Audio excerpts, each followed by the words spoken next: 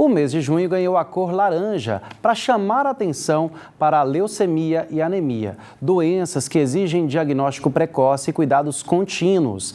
Quem vai falar mais com a gente sobre esse assunto é a médica hematologista Ariadne Godinho. Doutora, bem-vinda ao TJ Goiás, boa tarde. Boa tarde, obrigada, Renata. É um prazer. Estamos aqui falando sobre esse tema fundamental, que são as anemias e a leucemia. Então, já vamos começar explicando, né? O que é a leucemia? Uma pergunta bem importante. A leucemia, ela é um câncer que afeta as células do sangue. Então, há tanto as células do sangue quanto as células da medula óssea, que é a nossa fábrica de sangue. E ela pode acontecer em qualquer faixa etária, inclusive nas crianças, né? Então, são questões fundamentais para a gente estar prestando atenção nas nossas crianças, alguns sinais clínicos, mas é um câncer do sangue.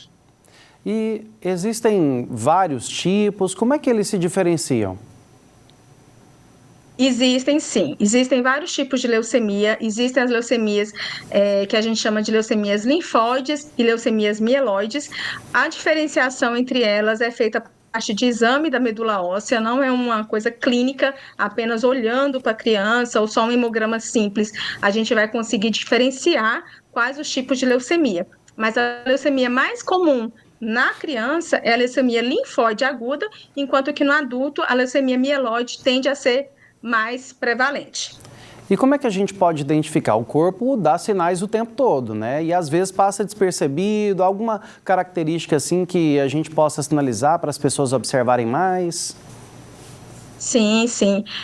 Cansaço excessivo, fraqueza, manchas roxas pela pele, alguns linfonodos, né, distribuídos pelo corpo, linfonodos em locais que a gente considera patológicos, né? E aí a gente precisa observar sangramentos, infecções frequentes, febre de origem indeterminada, febre que a gente não acha uma causa, não é uma infecção de garganta, por exemplo, febre sem causa aparente, dores ósseas, são características muito comuns da leucemia e que a gente pode ficar um alerta. Então, uma criança, por exemplo, que tem febre e dores ósseas, a gente precisa ligar o alerta para a leucemia.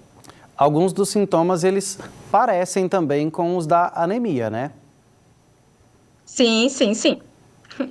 A anemia, ela não causa leucemia, isso é muito comum. A principal anemia na infância são as anemias nutricionais mesmo, anemias por deficiência de ferro, anemias por deficiência de vitamina B12. A anemia isolada, ela é mais comum do que a leucemia. A anemia não vira leucemia, isso é um ponto fundamental para a gente entender. Mas a leucemia, ela pode se manifestar a partir de... Então, a gente pode fazer o diagnóstico da leucemia a partir de uma manifestação clínica de anemia. Então, aquela anemia que tratada e não melhorada, aquela anemia que o paciente tem associado febre, aquela anemia que você está suplementando medicamento e não está resolvendo, a gente precisa ficar atento também. Porque, como você falou, Renato, as manifestações clínicas são parecidas, né? Cansaço, sonolência. A diferença é que a anemia não dá dor, geralmente, né, a anemia não dá hematomas, a anemia não dá sangramentos. Então, a gente precisa ficar atento a essas manifestações. Anemia dá cansaço, palidez, queda de cabelo, indisposição. Pois é, e já falando sobre a anemia, muita gente faz associação somente com a alimentação. Tem outros fatores que podem interferir e provocar anemia também? Sim, sim. Existem as anemias que são anemias de origem genéticas e que não adianta a gente suplementar medicamento que não é a deficiência nutricional. Eu vou fazer uma comparação bem rapidinho aqui, só para a população que está nos ouvindo entender. Imagina que a gente tem uma fábrica de costura. Se na minha fábrica de costura está faltando tecido, não adianta eu comprar linha. Não vai resolver a deficiência da minha fábrica de costura. A mesma ideia, a gente tem uma fábrica de sangue. E essa fábrica de sangue, ela fica na nossa medula óssea. E para a fábrica de sangue funcionar bem, eu preciso do ferro, da vitamina B12, do zinco, da vitamina D.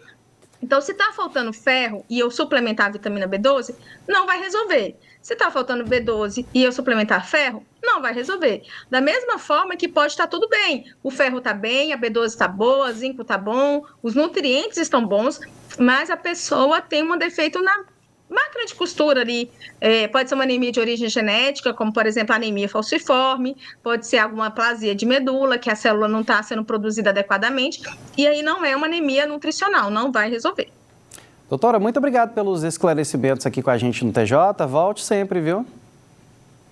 Volto sempre que vocês convidarem, Renata, é um prazer. E eu gostaria só de lembrar a população, já que nós estamos falando de Junho Laranja, da importância da doação de sangue e da importância do cadastro da medula óssea para a gente poder ajudar pessoas a se curarem de anemias, se curarem da leucemia, através de doação de sangue e através do transplante de medula óssea. Obrigado mais uma vez, doutora.